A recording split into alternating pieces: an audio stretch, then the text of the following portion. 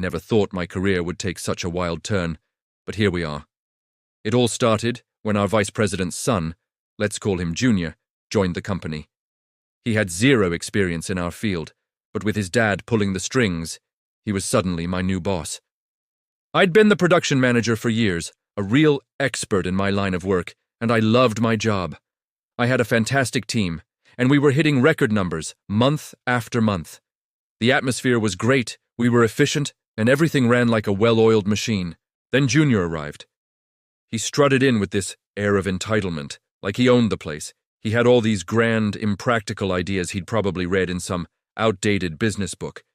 He wanted to change everything, from our proven workflows to the team structure. I tried to explain why our current system worked so well, backing it up with hard data and years of experience. I wasn't being difficult, I was trying to prevent a catastrophe. But he wouldn't listen. To him, my expertise was just resistance to his brilliant vision. The tension grew every day.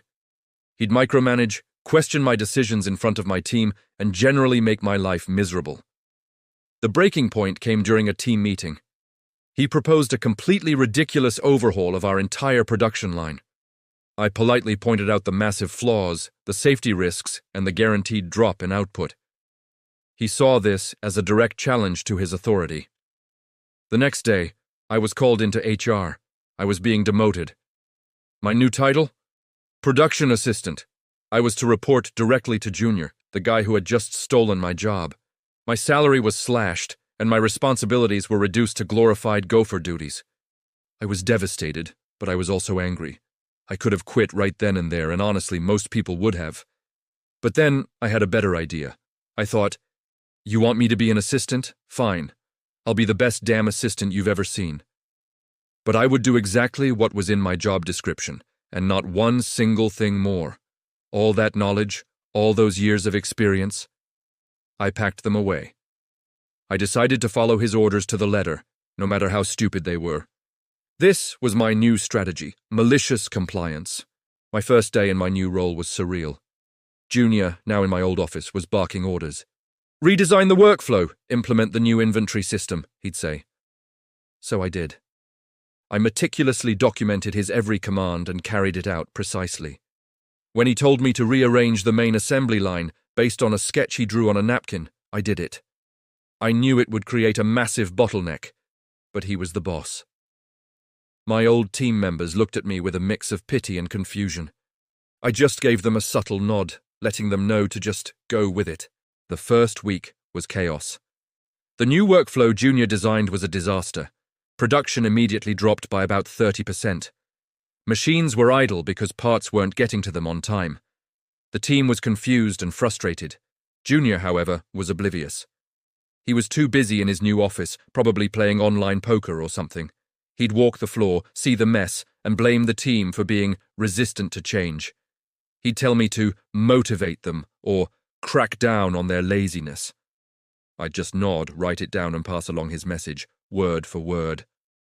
By the end of the first month, things had gone from bad to worse. Production hadn't just dropped, it had plummeted. We were down a staggering 70% from our numbers when I was in charge. A 70% drop.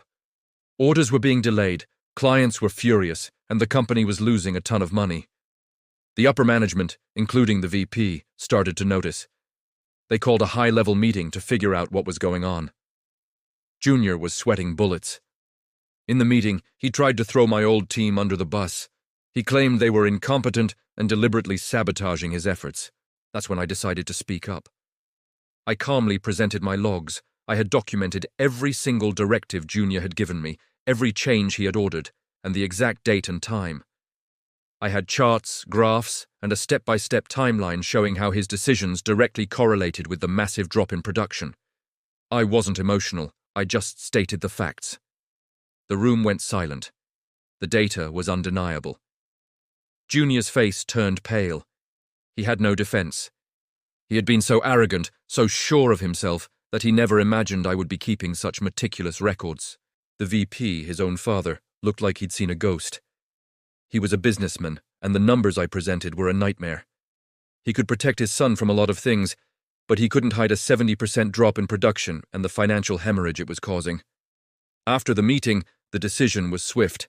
Junior was reassigned to a position in another department, a dead-end job with no real responsibility. It was a demotion in all but name. And me. They offered me my old job back as production manager. They even offered me a raise and a formal apology for the misunderstanding. I have to admit, it was incredibly satisfying. I accepted, of course. Walking back into my old office and seeing the look of relief on my team's faces was one of the best moments of my career.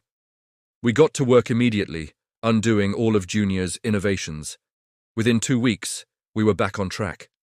Within a month, we were hitting record numbers again. The whole ordeal taught the company a valuable lesson about nepotism and the importance of respecting genuine expertise. Sometimes, the best revenge isn't quitting.